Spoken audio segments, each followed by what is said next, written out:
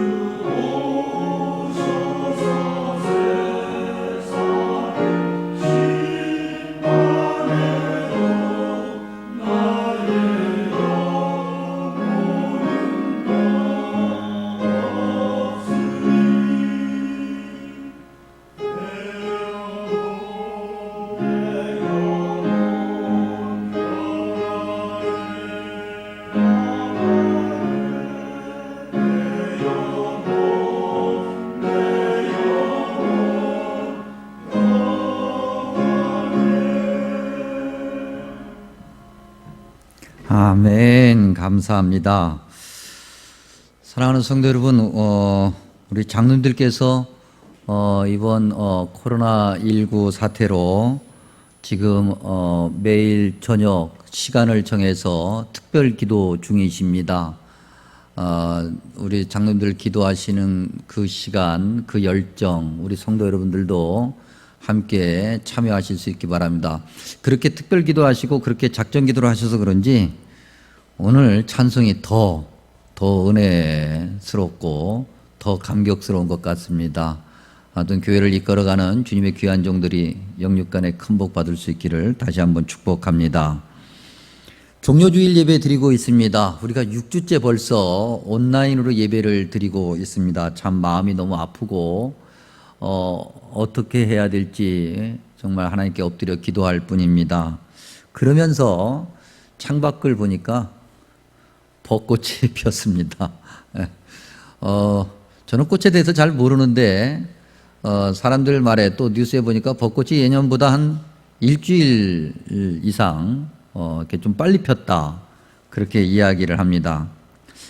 아마도 코로나 바이러스 때문에 지친 어떤 사람들의 마음을 잠시라도 좀 위로해 주시고자 하는 창조주 하나님의 긍휼하심이 아닌가 생각을 해 봅니다. 정말 좀 신기하죠. 세상은 이렇게 요란한데 어김없이 그 계절의 변화라고 하는 것은 딱딱 맞춰서 이렇게 진행이 되고 있으니 참 신기할 뿐입니다. 그러면서 갑자기 생각난 것이 하나 있어서 여러분들에게 보여드리고자 합니다.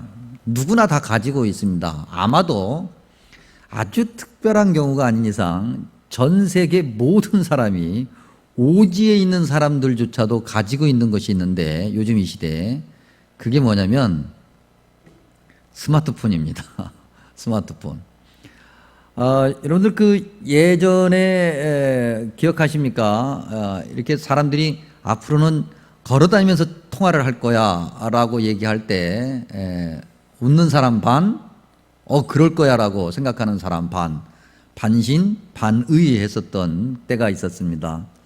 처음에 핸드폰이라는 것이 나왔을 때는 가다가 끊기기도 하고 뭐 아주 조금 어떻게 보면 좀 그렇게 통화 상태가 그렇게 쏙 좋은 건 아니었지만, 그런데도 그때 뭐라고 그러겠냐면 앞으로는 이 전화기로 모든 걸 다 할 거야. 얼굴을 보면서 통화를 하기도 하겠고, 그 다음에 이 전화로 금융결제도 할 것이고, 이젠 전화가 없으면 이게 스마트폰이 없으면 핸드폰이 없으면 못 사는 시대가 올 거야 라고 그렇게 얘기를 했을 때도 사람들이 반신반의했습니다. 근데 요즘에 어떻습니까, 여러분? 이거 없으면 못 살죠. 이거 없으면 못 삽니다. 특별히 집안에 어떻게 보면 부모와 자녀 간의 분쟁 요인 중에 가장 큰 것이 이거죠. 스마트폰입니다. 그러면서 사람들이 이야기합니다. 스마트폰을 보면서 참 누가 만들었는지 정말 잘 만들었다, 대단하다, 그런 이야기를 하면서 감탄을 하고는 하지요. 코로나19 사태로 지금 사회적 거리두기, 그래서 뭐 좀 더 강력하게 앞으로도 더 몇 주간 사회적 거리두기를 해야 된다라고 그렇게 이야기를 합니다. 그러면서 사람들이 주말만 되면 교회를 아주 두 눈 시퍼렇게 뜨고 감시를 하죠. 그런데 교회를 감시할 일이 아니라 제가 보기에는 길거리를 감시해야 될 것 같은, 주말이 되면, 토요일이 되면은 꽃이 피고 산이 있는 곳에는 차가 들어가기 어려울 정도로, 지나가기 어려울 정도로 그 주변 도로가 꽉 막힙니다. 물론 뭐 매년 그랬습니다. 근데 요즘에 이제 바깥 출입을 잘 못하다가 주말이 되면은 사람들이 견딜 수가 없어서 쏟아져 나오는 건지 어째서 그러는 건지 엄청나게 많은 인파가 쏟아져 나옵니다. 이렇게 저렇게 막아보기도 하고 뭘 하기도 해도 어쨌든 걸어서라도 사람들이 쏟아져 나오죠. 그리고 그 사람들이 다 산에 가고 꽃을 보러 가고 자연을 보러 갑니다. 근데 그렇게 꽃을 보고 자연을 보고 산에 올라가서 먼 곳을 이렇게 바라보면서 사람들의 입속에서 야, 정말 신기하다, 누가 만들었는지 정말 이 우주가, 이 자연이 정말 대단하다라고 감탄하는 사람을 모르겠습니다. 제가 산에 안 올라가 봐서 그런지 아직까지 제가 들어본 적도 없고 본 적도 없습니다. 최소한 한 번쯤은 누가 만들었는지 정말 대단하다라고 한 번쯤 생각해 볼 법도 한데, 정말 때가 되면 탁탁 꽃이 피고 계절이 바뀌고 그 꽃이 너무나도 예쁘다고 하는 것을 사람들이 느끼면서, 그 꽃을 보면서, 자연을 보면서, 바뀌는 계절을 보면서 한 번쯤 누가 만들었는지 정말 대단하다라고 한 번쯤은 생각해 볼 법도 한데, 그런 생각은 하지 않고 이 우주는, 이 자연은 그저 우연히 생긴 거야 라고 우기고만 있다는 거죠. 오늘 우리가 창세기 1장 1절을 읽었습니다. 태초에 하나님이 천지를 창조하신다. 성경은 그렇게 답하고 있죠. 이 우주가, 이 자연이 그렇게 정확하게 신기할 정도로 때가 되면 탁탁 바뀌는 그 근본적인, 어떻게 보면 그 섭리의 근원에는 창조주 하나님이 있다라고 성경은 말하고 있습니다. 사람들이 전혀 감탄하지 않는, 사람들이 한 번도 생각해 보려고 하지 않는, 사람들이 한번 질문하려고 하지도 않는 그러한 자연의 섭리, 우주의 섭리 안에 창조주 하나님이 있다고 성경은 말하고 있습니다. 그런데 그 어마어마한 창조주 하나님을, 성경을 계속 읽어가다 보면 신약 성경을 지나서 한참 뒤로 갈 때 빌립보서 2장 5절에서 8절에서는 또 다른 표현으로 그 엄청난 하나님을 설명하고 있습니다. 우리가 잘 알고 있는 말씀인데, 빌립보서 2장 5절에서 8절 말씀, 하나님의 본체신 그분이 하나님과 동등됨을 스스로 포기하시고, 성경에 분명히 오히려 그렇게 기록하고 있습니다. 오히려 자기를 비워 종의 형체를 가지시고 사람과 같이 되셨고, 자기를 낮추시고 십자가에서 죽기까지 복종하셨다. 누구를 위해서? 하나님 스스로 자신을 위해서? 아니죠. 사람들을 위해서. 창조주 하나님의 창조와 섭리를 생각하는 것만으로도 감당하고 이해하기 어려워서 사람들이 뭐라고 얘기합니까? 하나님은 없다라고 말하는데, 그런 교만한 말을 짓거려대는데, 그 하나님이, 그 창조주 하나님이 오히려 낮아지고 십자가에서 죽으셨다, 그것도 사람을 위해서 죽으셨다라는 이 성경의 고백을, 이 어마어마한 진리와 사랑을 사람들이 받아들일 수 있을까? 자연을 보고도 그렇게 정확하게 바뀌는, 인간이 만든 이 기계 하나에 감탄하면서 이 기계하고 비교할 수 없는 자연의 그 섭리 앞에서도 창조주 하나님 앞에 무릎을 꿇고 그 하나님의 창조, 그 작품에 감탄하지 않는 사람이 그 하나님의 크고도 크신 십자가의 은혜 앞에 감탄사를 표현할 수 있겠느냐는 거예요. 바로 여기서 우리는 창조주 하나님과 사람 사이에 아주 결정적인 차이를 보게 됩니다. 여러분, 이제 우리가 이런 얘기를 할 때마다 부모와 자녀 간의 이야기를 합니다.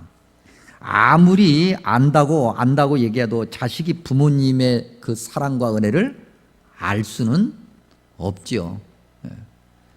자녀가 다 커서 자녀가 자녀를 낳고 그 자녀를 너무나도 헌신적으로 사랑하면서도 부모에 대한 사랑을 모르는 것이 사람입니다. 하물며 사람과 사람 사이에서도 그런데, 피조물인 주제에 교만과 고집과 죄로 가득한 사람이, 인간이 창조주 하나님의 은혜와 긍휼하심과 섭리를 알 수 있을까?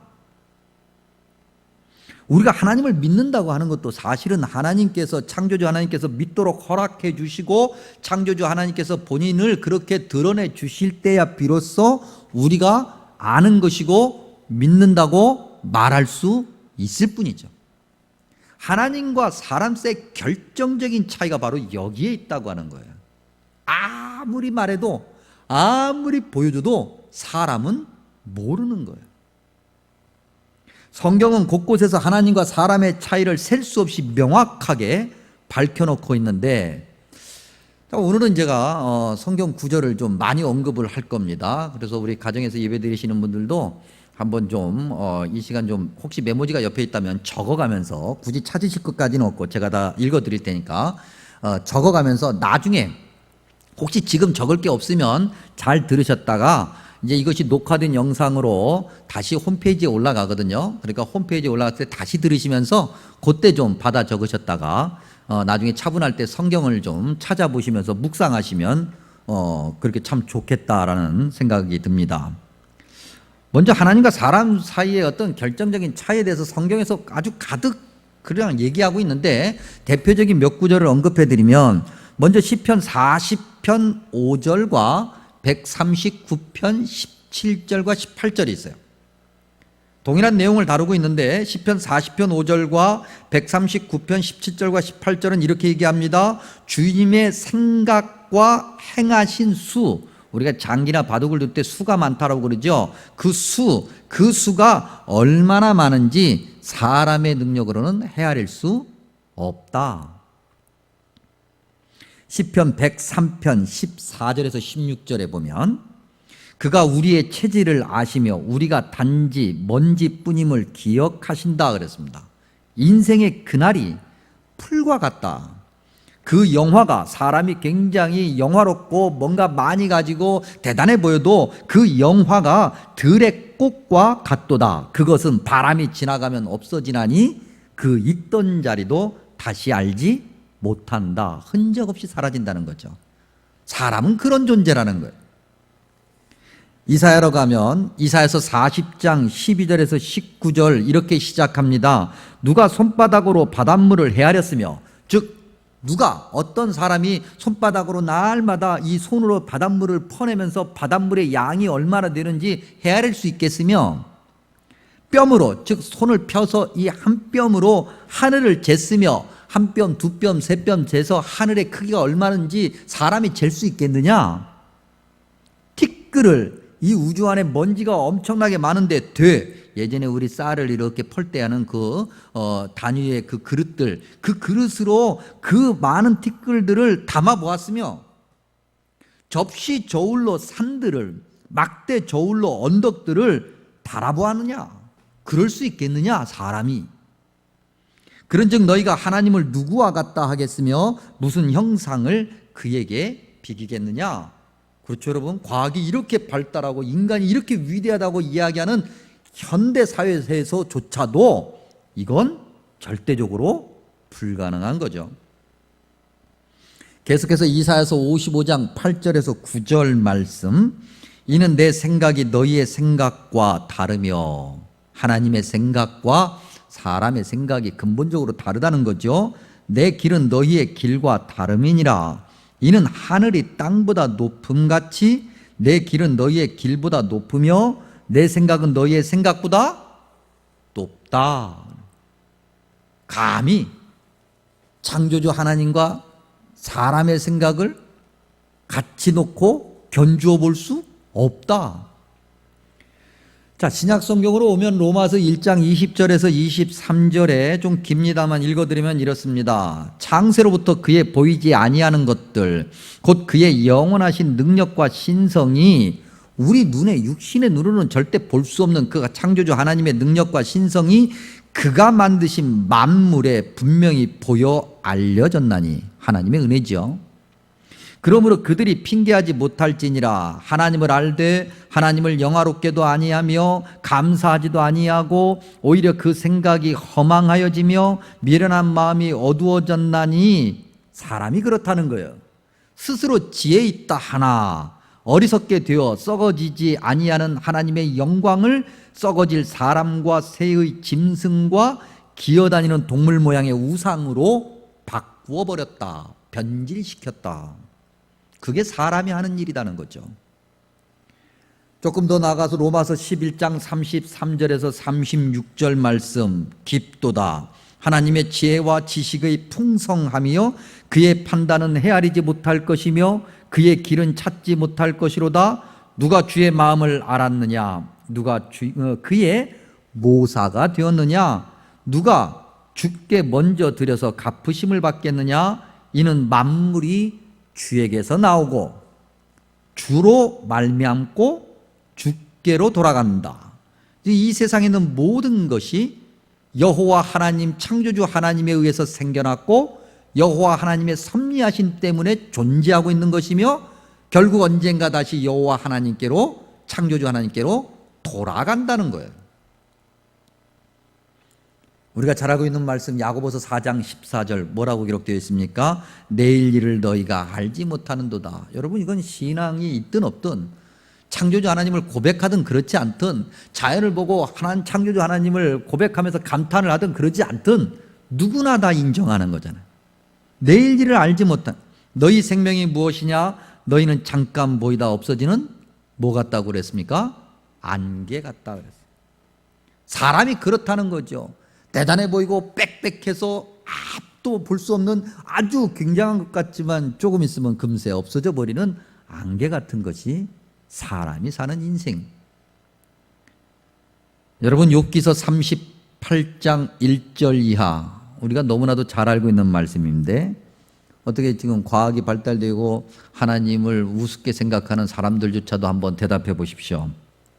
그때에 여호와께서 폭풍우 가운데서, 폭풍우라고 하는 것은 하나님의 임재하심, 현존하심을 강조할 때 쓰는 단어인데, 폭풍우 가운데 욥에게, 바꿔 얘기하면 사람들에게 말씀하여 이르시되 무지한 말로 생각을 어둡게 하는 자가 누구냐. 무지한 말, 다시 말하면 너가 안다라고 말하는 것 같지만 사실은 아무것도 모르는 주제에 뭐 대단하다고 그렇게 너가 그렇게 너의 생각을 더욱더 어둡게 만드느냐. 너는 대장부처럼 허리를 묶고 그래? 그렇게 자신 있어? 그러면 어디 한번 당당하게 한번 나와서 이야기해봐. 내가 내게 묻는 것을 대답할지니라. 그러면서 주님께서 말씀하시기를, 내가 땅에 기초를 놓을 때 내가 어디 있었느냐. 대답할 수 있습니까, 여러분? 자식이 부모 앞에 서가지고 말이죠, 부모님이 야, 너 태어날 때 너 어땠는지 너 알아? 라고 하면 나 그랬어요 라고 대답할 자식이 어디 있어요? 하나님께서 천지를 창조하실 때 그 옆에 있었던 사람은 한 명도 없었어요. 그런데 마치 우리가 창조주 하나님을 아는 것처럼 그렇게 자신만만하게 이 땅을 살아가고 있다는 거죠. 코로나19 사건 때문에 우리 목회적인 일반적 일정이 다 어떻게 보면 좀 멈춰 버렸습니다. 그래서 이제 이렇게 자칫 잘못하면 목사도 이럴 때 삶이 무너지고 게을러질 수 있어서 오히려 시간표를 짭니다. 그래서 참 아침에 뭘 하고 또 점심에는 뭘 하고 이렇게 시간표를 짰는데 이렇게 표현하면 어쩔지 모르겠습니다만 덕분에 성경 더 많이 읽게 되고 그동안에 못 읽었던 책들, 또 읽었으나 참 좋았던 책들을, 감명 있게 보았던 책들을 다시 한번 아주 정독하는 그런 기간을 보내고 있습니다. 그 중에 앞으로도 이 책이 조금 여러분들에게 자주 소개될 것 같은데 몇 번 또 소개해드린 적도 있습니다. 미로슬라브 볼프라고 하는 아주 참 훌륭한 학자가 쓴 배제와 포용이라는 책이 있습니다. 이 책에서 이 책 한 386쪽으로 가면 참 너무나도 좋은 책이고 많은 어떤 보면 성경의 훌륭한 메시지를 잘 전달하는 훌륭한 참고 도서인데, 이 책에서 오늘 방금 이야기했던 하나님과 사람의 근본적인 차이에 관해서 설명하고 있는 부분이 있어서 한번 소개해 드리고자 합니다. 이렇게 이야기합니다. 그리스도인은 하나님을 알고 있지만 하나님이 아시는 모든 것을 알지는 못한다. 즉 하나님을 믿는다고 하는 사람들, 그리스도인들이 하나님을 안다라고 그렇게 말들은 하지만 사실은 하나님을 다 알 수가 없다. 그리고 하물며 하나님을 믿지 않는 사람들은 더더욱이 그러겠지요. 또 계속해서 이야기하기를, 우리는 하나님이 아시는 것 중에서 일부만, 그것도 하나님이 계시하는 것만큼만 알 수 있을 뿐이다. 그렇죠. 하나님이 보여주시니까 아는 거예요. 우리가 스스로 알 수 있는 건 없는 거예요. 하나님이 이 자연을 우리에게 보여주셨고 허락해 주셨기 때문에 그나마 아는 거예요. 계속해서 그는 말하기를, 우리는 순수한 사실에 접근할 수 없으며 실제로 일어난 일을 엄밀하게 객관적으로 재구성해낼 수 없다. 그렇죠, 여러분. 우리가 뭔가 경험한 것들을 우리의 언어로 정확하게 일치하게 표현할 수 있을까? 불과 어제 일도 오늘 묘사할 때 다르게 묘사할 수 있고 또 누군가는 또 다른 모습으로 설명할 수 있잖아요. 우리의 진술이 실제와 정확히 일치할 수 있다는 믿음, 내가 정확하게 모든 것을 보고 있고 정확하게 말할 수 있다라고 하는 믿음, 이것을 모방적 사실주의라고 얘기하는데, 그러한 믿음의 유혹은, 즉 그렇다고 생각하는 그 자신감은 거부해야 된다라고 얘기합니다. 한마디로 얘기하면 사람은 안 된다는 거죠. 불완전하다고 하는 거예요. 창조주 하나님 앞에서 사람이 어찌할 수 없다고 하는 거예요. 근데 여러분, 이제 말씀을 이렇게 이제 묵상하면서 우리가 한번 질문해 봐야 됩니다. 이러한 표현들, 즉 성경의 곳곳에서 창조주 하나님과 사람의 결정적인 차이를 설명하고 있는데, 그러한 설명, 그러한 고백들이 언제 이루어졌냐는 거예요. 그때가 언제냐는 거죠. 결국 하나님의 말씀도 사람의 입술을 통해서 사람에게 전달되는데, 그 사람들, 즉 그 하나님의 말씀을 전달하는 그 사람들이 오늘 성경에 이런 말씀들을 고백해 놓고 있는데, 그 사람들이 살았던 시대, 그 사람들의 삶은 어땠는가 하는 거예요. 언제 그들이 살았어요? 그들이 살았던 시대가 언제입니까, 여러분? 창조주 하나님과 사람의 차이를 이렇게 분명하고도 정확하게 고백하는 그런 사람들이 살았던 시대는 고대 원시사회잖아요. 오늘 이렇게 과학이 발달하고 의학이 발달한 오늘 인류의 눈으로 봤을 때는 참으로 미개한, 그래서 미신이 가득한 그런 시대였어요. 과학이 발달되지 않아서 지구가 평평하다고 생각했었고, 의학이 발달되지 않아서 토속신앙과 무속신앙에 의지했던 그때 해와 달과 별들을 보고 엎드려서 숭배했던 그런 시대. 스마트폰도 없었고 자동차도 없었고 하물며 사람이 날아간다고 하는 것은 상상도 할 수 없었던 그런 시대. 그런 시대, 그때 그 사람들은 어떻게 이렇게 정확하게도 창조주 하나님과 사람의 차이를 분명하게 알 수 있었을까? 이런 질문 안 해보십니까, 여러분? 도대체 그들은 어떻게 알았을까? 어떻게 알았을까요, 여러분? 생각했기 때문이죠. 묵상했기 때문인 거예요. 깊이 생각해 본 거예요. 자연 앞에 서서 깊이 생각해 보니, 깊이 묵상해 보니 저절로 겸손할 수밖에 없었고, 자연 앞에 서서 자연을 바라보면서, 꽃을 바라보면서, 바뀌는 계절을 바라보면서 사람이 할 수 있는 일이 아무것도 없다라고 하는 것을 깊이 생각하고 깨달았다고 하는 거죠. 방금 우리가 봤던 것처럼 로마서 1장에 기록된 그대로 자연 안에 담아놓으신 하나님이 누구신가를 그들은 생각해서 알게 된 거예요.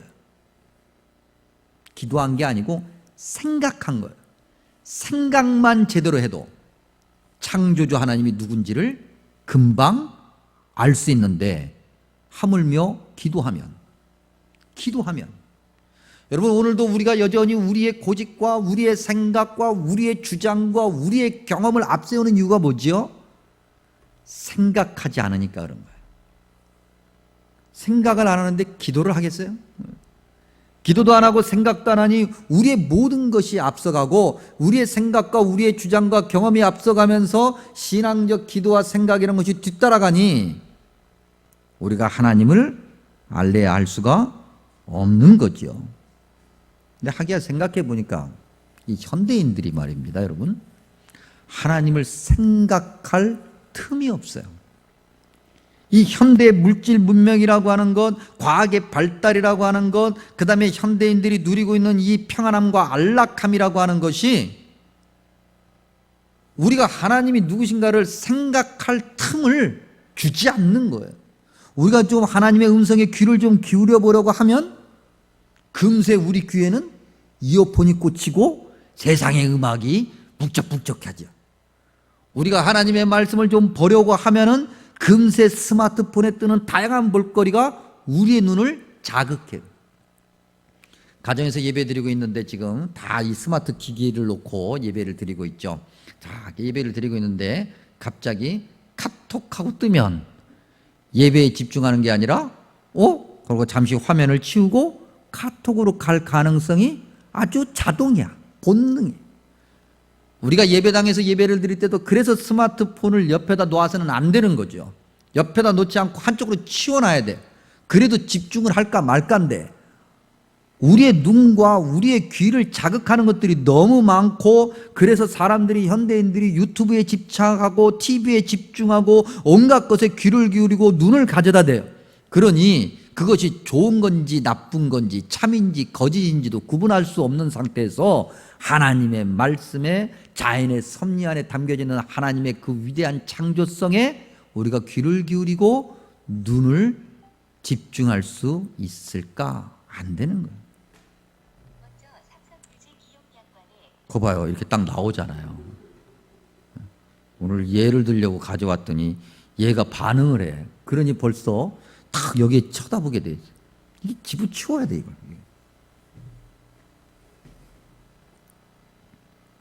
여러분, 오늘이 종려주일입니다. 예수님께서 예루살렘에 입성하실 때 떠들면서 환호했던 사람들이 십자가의 자리에 한 명도 남아있지 않았다고 하는 거 우리가 성경을 통해서 알고 있습니다. 그 옛날에 말입니다.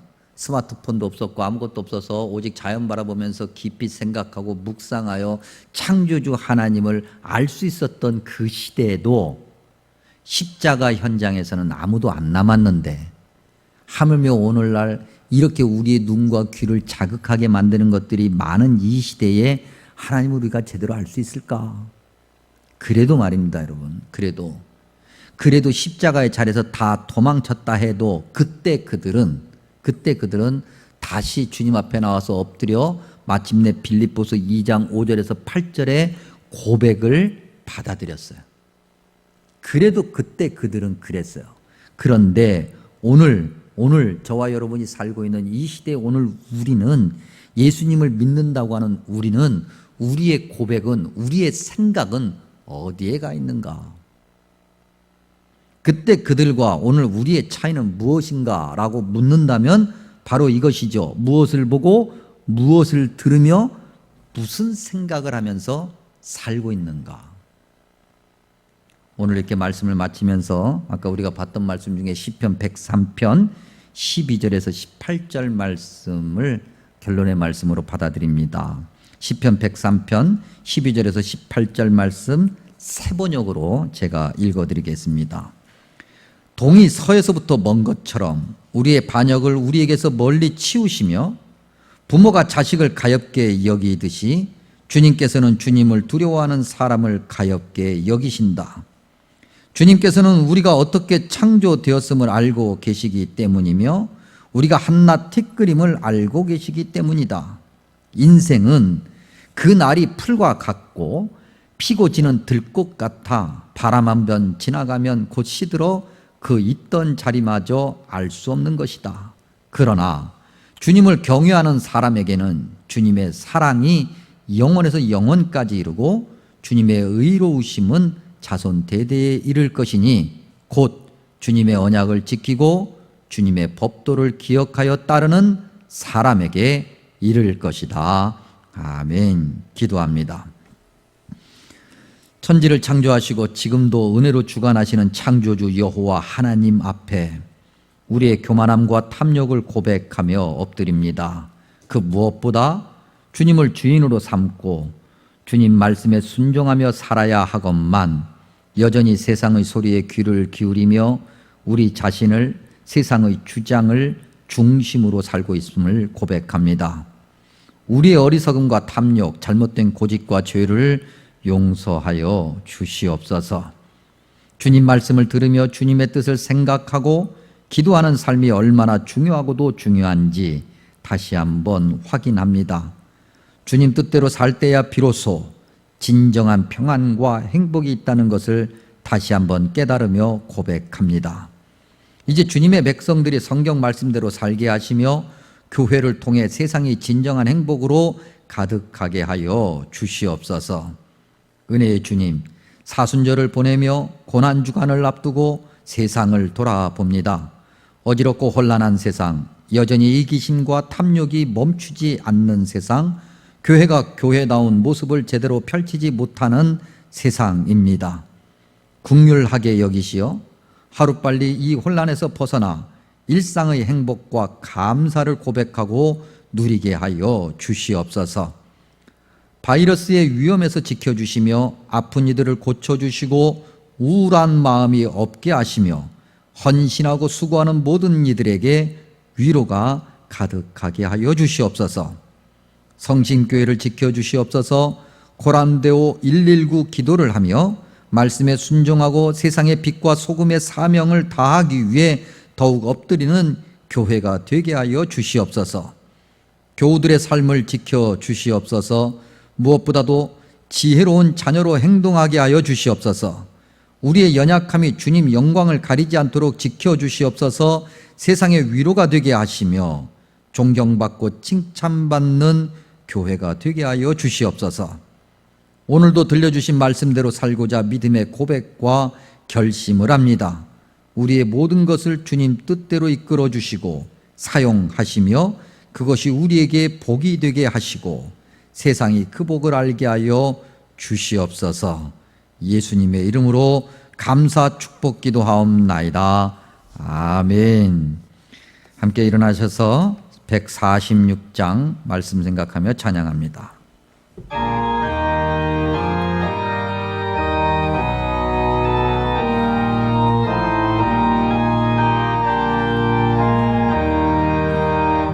저 멀리 푸른 언덕에 그 십자가 위에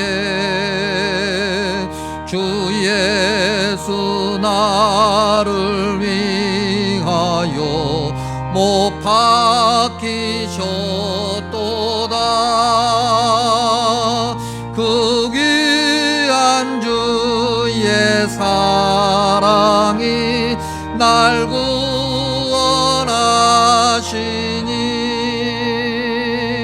그 사랑 나도 본받아 주 위에 힘쓰리.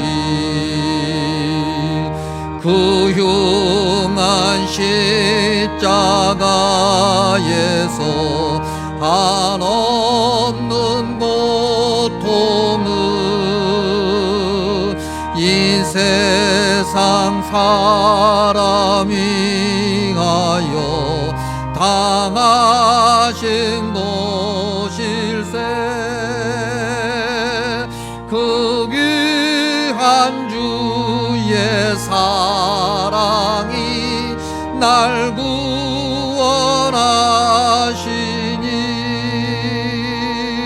그 사랑 나도 본받아 주 위에 힘쓰리. 그 흘린 몸의 피로써 날 속량했으니 그 하늘 문을 여시고 날 인도하시리.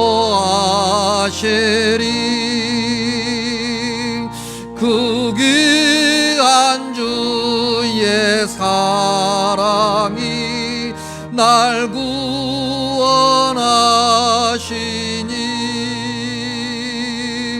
그 사랑 나도 본받아 주 위에 힘쓰리. 아멘.